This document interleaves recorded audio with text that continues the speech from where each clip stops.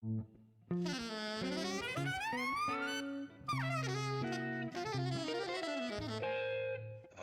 Jazz.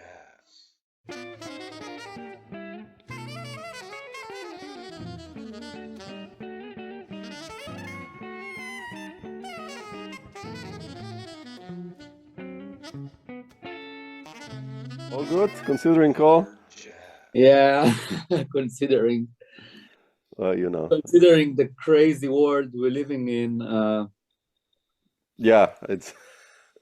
I try to avoid it on a daily basis as much as I can. I mean, at least here it's doable. So, you know, I just read about what the U.S. president did, and I was like, oh my God, it's like I think, insane. yeah, this world is shaky, yeah, turbulences, and Yeah, you have to kind of hold on to good and to what you believe is good, and Yeah. to try to stick to people that you believe they're good. But I must say that I'm trying here in Israel, because it's so complicated, I'm trying to meet up also with people that are supposed to be far from me, okay. just to see, to see who are you. Maybe we're not maybe, things that we read in the paper or we do on the computer, or, all the talkbacks and stuff. Maybe what happens when you meet the person in person, and Yeah. and there's no all the bullshit, and then let's talk, and then sometime you see, oh, that's a normal person. Oh my God. Yeah. So Yeah. it's very Complicated. Yeah. It's very complicated. Yeah, but it's nice to have these small things like music and stuff that keeps us going. I think at least. So Absolutely. yeah. Absolutely. Yuval, I'm so happy that we hooked up together.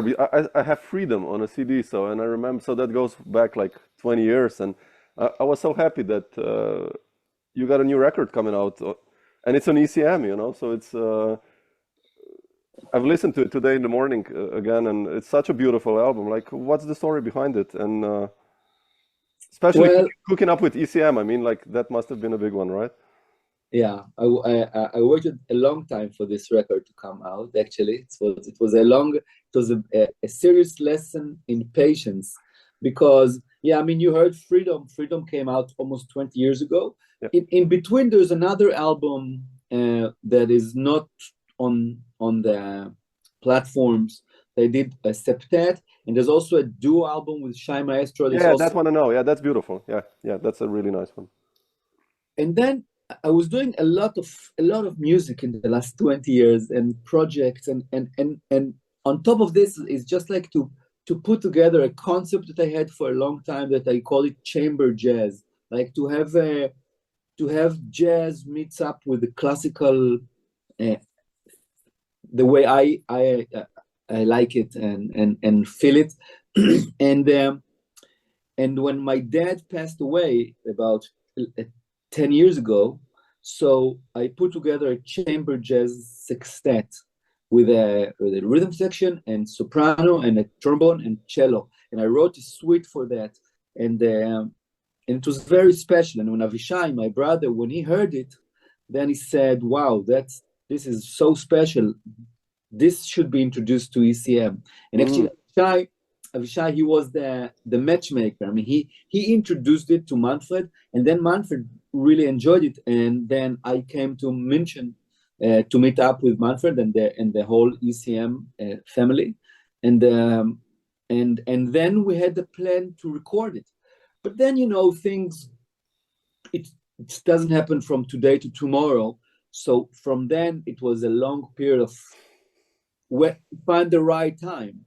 So it was a longer awakening, but I'm very, very happy and honored that it came eventually on ECM, because it's so special, and it's so accurate in all aspects. So it was worth waiting. I'm very grateful. Yeah, it's a perfect label for this kind of music, what you wrote. It's really, it's like, man, you got the ECM sound, you know, and everything. It's like Yeah, it was a perfect. good. It ended up in a good match. I'm very happy with the result. Yeah, So yeah. I wanted to ask you about you. You know, you said you've been writing a lot of music. Like, what about this album? You know, it's like the first tune is like first meditation. It sounds like a meditation. It's like really, and also the rest of the music. It's such beautiful melodies that. What's your process when writing? I mean, like, it's. I think it's such a strong emphasis on melody. I mean, of course, you guys are blowing as well and everything, but still. wow, you got it. You got it perfect. I mean, the way you asked it. I mean, you asked me a rhetoric question. I mean, Mm. because the answer is already in the Yeah, question. yeah, of course, yeah. Yeah, Samo, you absolutely right.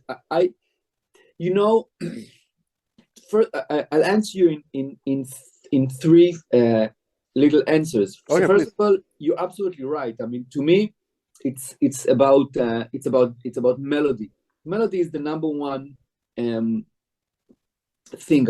Yeah, you know, I when I work, yeah, I look at harmony and of course and stuff, but melody is the first thing that comes to me. And I think first of all, I was studying about a year composition with a classical Israeli great guy, Professor Tzvi Avni.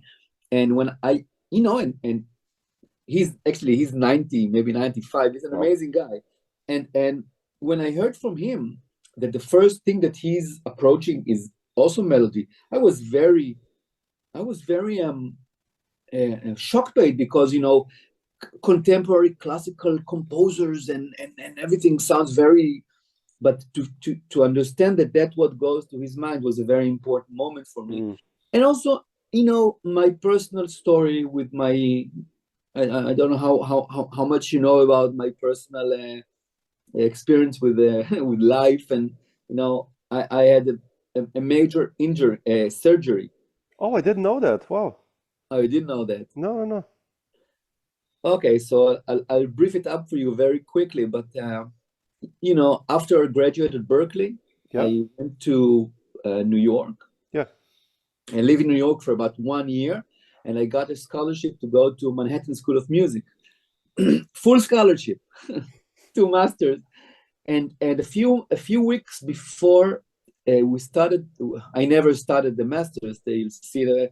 A few weeks before that, I was having pains in my neck, and the pains became very quickly worse and worse and worse and worse. My life quality just shut Yeah. down, and then I was they did like an MRI on me, and they found I had a serious tumor in Oh, my jeez. cervical spinal cord, Whoa. very bad, like horrible, like one of the worst scenarios you can imagine. And I never started school because I went to operation room and then to rehabilitation, and I had to go back to Israel, and that was the end of my American period. And I lost a lot of control of my hands, Oh, wow. Oh.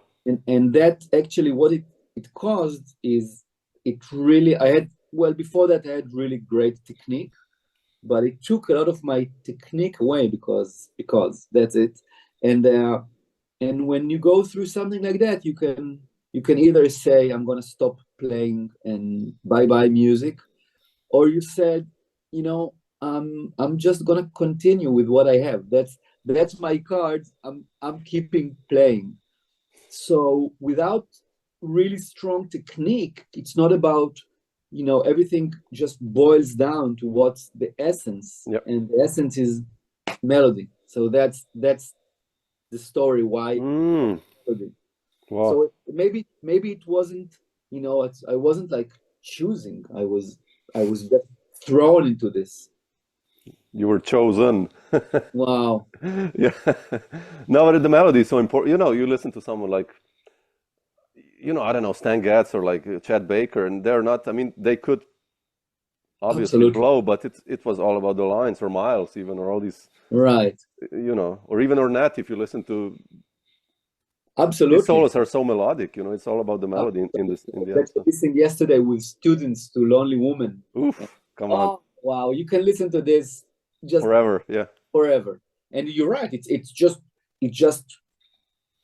is talking to you in a language that you can understand. You can grab it. You can repeat it. You understand what it's saying. It's not something. You're not going into a lecture of metaphysics of someone talking and you don't understand even what the words are. I mean, exactly. And I think that that's sometimes. I mean, jazz is very tricky music because, or even contemporary music. Any contemporary music can be very challenging because there's a lot of things you can do, and you can bring ideas, and you can get very intellectual. You can dive into things, but eventually, I mean, sometimes, I mean, where's the people that has to listen to it? So it's not. And I'm talking commercial. I'm not talking. We're jazz musicians. We're not trying to be. It's not that. It's not about making money or sell. It's not about that. It's just about the person that is trying to hear you. Let's make sure that we're communicating. That the music really gets, and then it gets back. It's like a tango. It's a dialogue, and so that's also totally on it. Totally. Yeah. No, I agree with you. Like with the jazz, I mean, I've been there as well. Like I've changed 20 years ago. All these odd meters, people playing 11 over 21 cross 17, blah blah blah, whatever, and it's really complex. And the harmony, like all these slash and augmented chords and blah blah blah, and it's basically music for musicians in a sense that the way I see it now. It's amazing if you think about it. It's technically and all, but. Yeah, sometimes we forget about the basics, like the melody and the beauty also, and so yeah. Right. Oh, even when you don't have to go so, you can of course, but just go to Beethoven. I mean, stop at Beethoven. I mean, stuff can be very, very complicated, or the orchestra. I mean, you can always dive and dive and dive and dive, but eventually you just hear. Exactly. I mean, I mean, people hear it. Yeah. I totally agree with you about this. Yeah. It's, I remember I used to write 20 years ago, like this complex stuff, and then we played it, and we had, I don't know, Tyshawn Sorry on drums or someone like crazy people who played everything, and like looking at the sheet music and like, okay. And now for me, it's like really important just to play a G chord and a really nice melody, or go to E minor, and it's like, man, this is so beautiful, It's but yeah, absolutely. it's famous. I agree with you, 1,000,000%. Yeah, I think I mean, maybe you have to. It depends, Some people are right there, and some people grow, and we change, We change, yeah. We change. I think it's also nice to see that, we're young, you sit with the papers and with the tables of chords and blah, blah, blah, blah, blah, and you practice, and it's like mathematics, and you superimpose this on that and this on that. And, I'll tell you a story. Please. I was at Berkeley, and I'm very grateful about my Berkeley days. No, absolutely, perfectly. I had it's changed my life, right?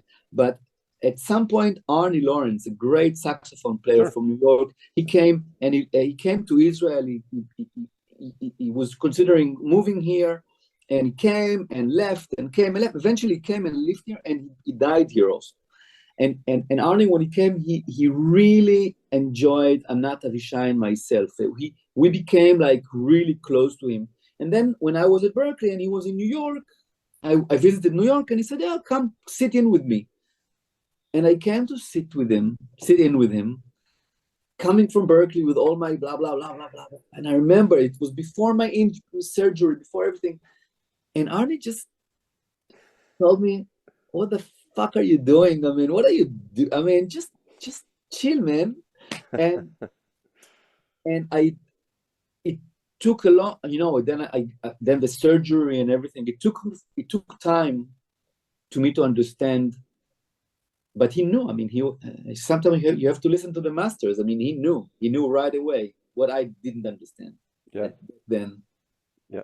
You're younger. Then I think it's all about technique and showing off. And I think hopefully we mature. So Yeah. yeah. Hopefully it's a good way. Hopefully it's yeah. Yuval, I wanted to ask you about, you mentioned Anat and Avishai. Obviously, I have a couple of three Cohens albums, and you have a long story together. But how was it for you, like growing up and being surrounding already with them?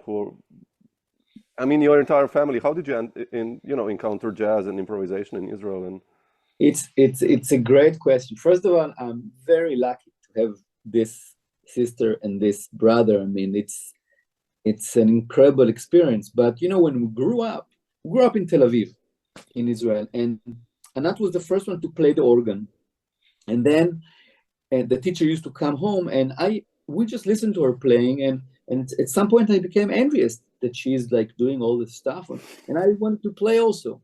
So I want to play the drums. They took me to the music center and said, okay, you play the mandolin, and that's it. You want drum, but you play the mandolin, and then eventually I moved to saxophone, and then Avishai and Anat moved to clarinet, and then Avishai is a bit younger than us, so he took the trumpet.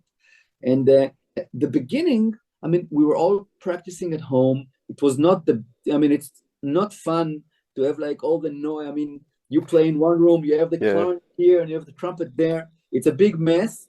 And also we were not the same age. So, I'm the oldest. So, you shut up. Now I'm playing. Oh, now I'm playing, blah, blah, blah. But eventually we started to grow up, and we found out that we actually sharing the same friends, because you play in this big band and this big band and this orchestra and this saxophone quartet and this Dixieland. And so we started to play to be around the same people, but still we didn't play together. Only at Berkeley, it was the first time that they did some kind of a CD of the college and said, okay, maybe you three play together. And we went to the studio and we played one tune. But again, it was not yet a formal group. Only later on, we started to understand that we have something so much fun together, because it's very natural for us. We could just start to play, and I think we enjoy the same. We hear each other. We can anticipate what the other person is going to do. The time is very easy for us together, and it just feels like at home. So with Anat and Avishai is really, it's a treat. Also as a treat musically, of course, but also a human being. I mean, they're both incredible human beings. Incredible. Nice to hear. Yeah. Is the three Cohens still kind of sometimes active, or? It's funny that you ask. In 2 weeks' time, there's a new album of the three Cohens coming out. Really? Oh, beautiful. That we recorded maybe 2.5 years ago with the WDR big band. Really? Oh man! Yeah. Oh, wow. Yeah. Okay, that's a big one. It's actually a killing album. Arrangements by Oded Levari. I mean, it's gonna be out on the 14th, March 14th. It's a great album. Oh, fantastic! Than of course, with the individual ones. Each one, it's also a nice actually year for Anat, Avishai, and myself. It's fun. It's so different than what's going on in the world. It's so difficult. It's a hard era we're living in. But personally, each one of us has had an individual album coming out in the last 6 months, and now they want all together. Beautiful. I'm looking forward to this. Yeah. I mean, yeah. All three of you have become such strong band leaders as well. I mean, and composers, and it's nice to see that. I mean, thank you so much.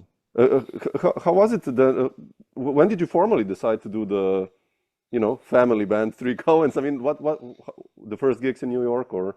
No, it was not New York. I was already back to Israel. It was after my surgery and everything. I was living here, and then I was contacted by a lady from Poland, and she asked me. She heard about me, and she said, "Bring on a quartet and let's do some things in Poland." And I said, "Great." And I brought a quartet, and it was very successful. And maybe a year later, she said, come again. But maybe you change the group a bit. And then I thought to myself, okay, what a group to change the group. So I added on the quartet Anat and Avishai. And only then we went to Poland and we played this tour, a little tour in Poland. And just then we understood what we have. I mean, what's there? Yeah. What's that? It was just great. So and from that on, the three coins started to go.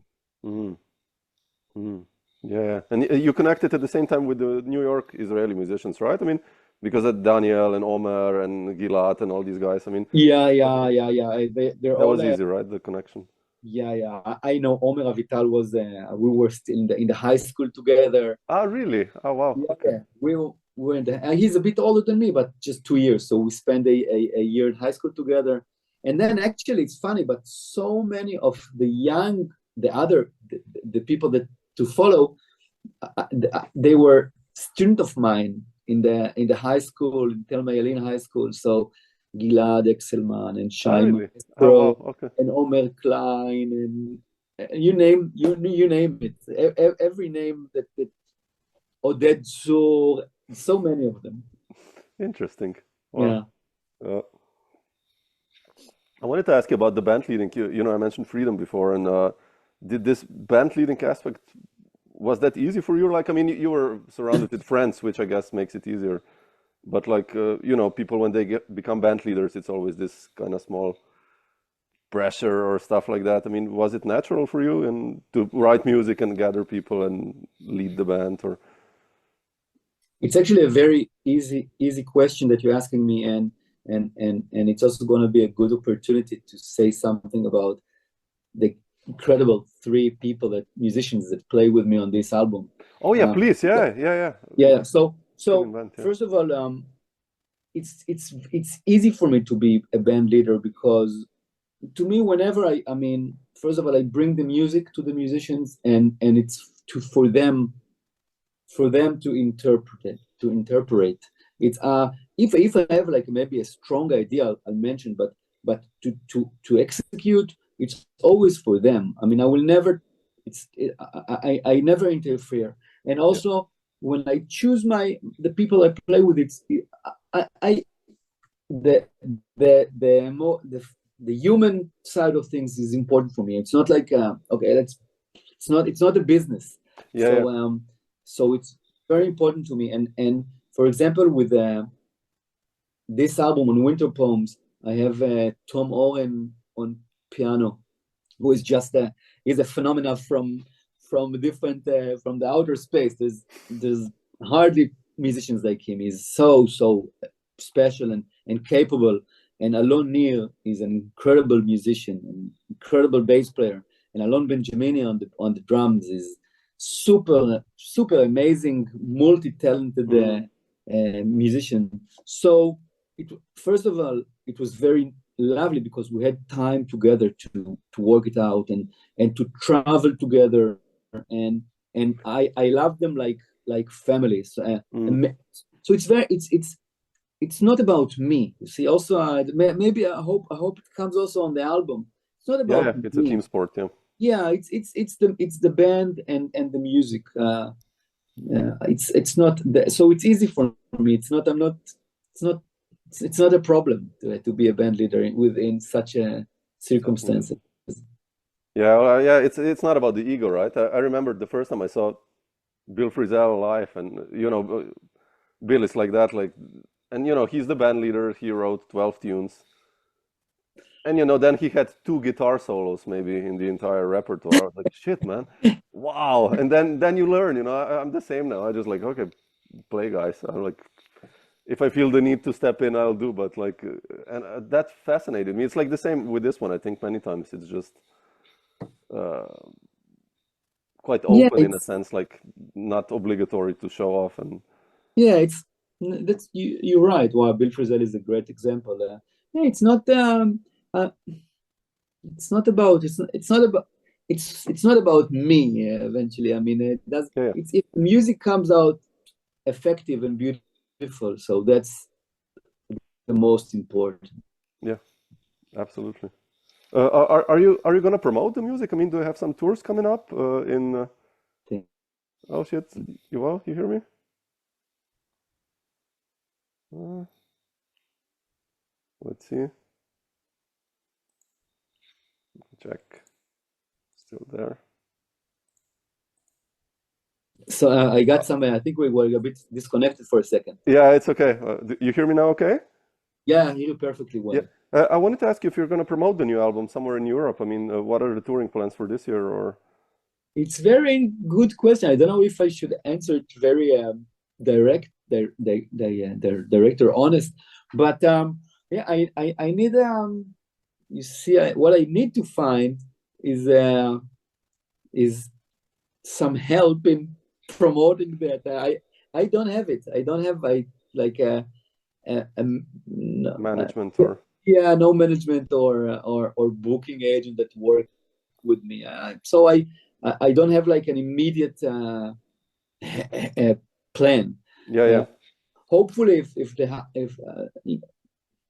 I'm not asking for much. Also, like I just it's gonna be though it's gonna be lovely to play this music to people, and it's a lovely group.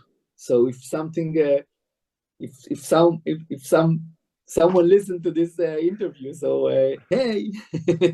It's an ECM record also. I think that's quite a good asset already to have. Just Yeah. uh, if you're gonna offer it to promoters in Europe, especially Germany and Austria and Central Europe, they're really, I think, always keen to book ECM artists in my experience. So it's I hope, just because truly again it's not for the thinking behind it is not financial. It's just it's gonna be great to play. yeah, Just it is a wonderful band, and the music is there to also just, so why not?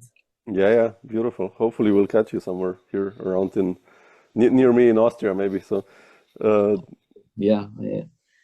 I wanted to ask you just one more, last but not least thing, like your teaching and education. You're really, I've read, really strongly involved in that. And what's the story behind there? Being an educator and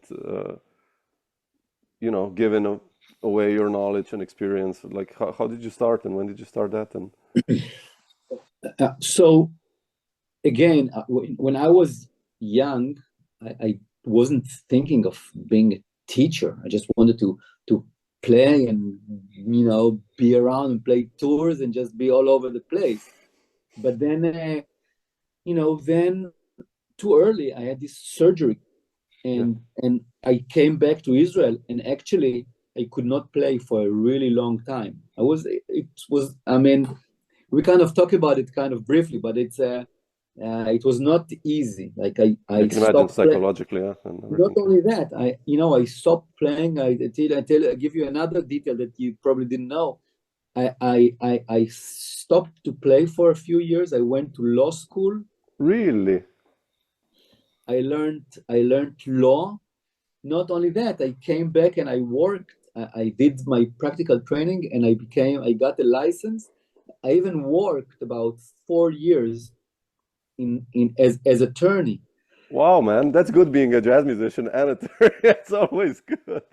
No, but wow, I didn't know that. That's Yeah, amazing. and Wow. after 4 years of that, I just said, "Wow!" It was about almost like a decade, about 10 years in total of being involved in a world that I never dreamed to be Mm, in. yeah. But I just had to, because he said, as I was chosen, so I was chosen to go through this. And then after 4 years, I just said, "Wow, I just want to go back to just to music." And during this time, I started to teach, Okay. and and uh, and the nice thing in Israel here, I mean, you see, like, there's a lot of young musicians coming out of here, and they're really they're ready, because, of course, the credit is not to me. The credit is to very good musicians that did time in the United States and came back here, and and knew what's the things that we have to emphasize, it was about a bunch of people, and so I think there's a good infrastructure here to study. I mean, it's not a big country. Israel is geographically it's pretty small. So even if you live in the periphery, you can easily travel and get like a day or two of concise education and play with other kids that are interested, and that's how they improve pretty fast. Yeah. So it's nice. It's not even not nice.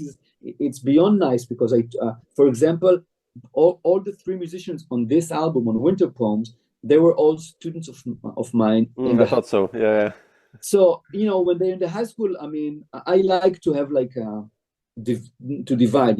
When I'm in a teaching position, no hanging and that's, I mean, friendly of course, but you don't play gigs with your students, so to avoid tons of stuff that can go wrong.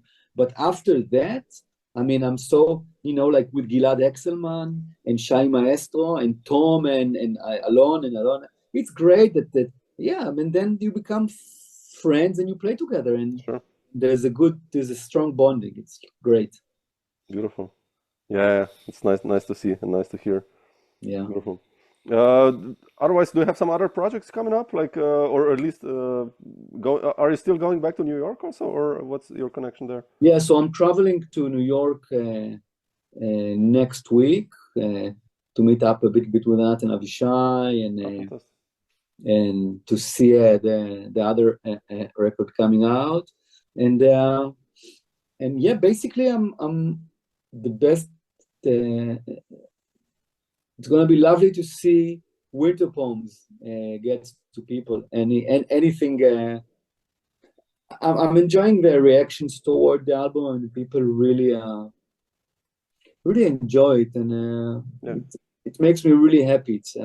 It's a good feeling. I must admit. It is. Yeah. It is. So I hope to see that continues, and of course, we're musicians. We never stop. I was already practicing this morning. I mean, soprano saxophone is not something that it doesn't practice by itself. I mean, so absolutely beautiful, man. Fantastic. Yeah. Cool. Yuval, I'll leave you a nice day already now, slowly unfolding in Tel Aviv. But there's a long day coming up for me, and I want to thank you so much for your such positive energy and such a good words and the good stuff that you brought with you. Thank you too. Thank you too. And I hope we meet in person one day. So would be nice. I really hope so. I believe I believe it will happen. I have a strong. If you're going to be around, just drop me a line and we will get together. So. Where are you exactly? I'm in Slovenia, Maribor, which is like 2 hours south of Vienna, kind of, that you get the idea. Yeah. In this is Bratislava, right? Oh, Bratislava is Slovakia. That's in between, kind of. And not Slovakia. Slovenia. Yeah, I was in Slovenia. In Ljubljana, you played in Ljubljana. Let me show off. Milinki, Didinki, like in the north. Spika Stara. Oh shit, where? Oh damn! I'll check if you played. You played in Slovenia, really? Okay, don't remember. Maybe you did, yeah. But I don't know where the place was. No, I was there traveling. Yeah, I was there traveling. I'll go to my notes. I'll send you an email. I'll see. Oh please, I'm really curious. Yeah, but if you're gonna around here, this area, just let me know and we'll get together. So. Absolutely. Super. Thanks so much, Yuval. Stay so strong and so nice energy and so. Thank you. I enjoyed speaking with you. Me too. Okay.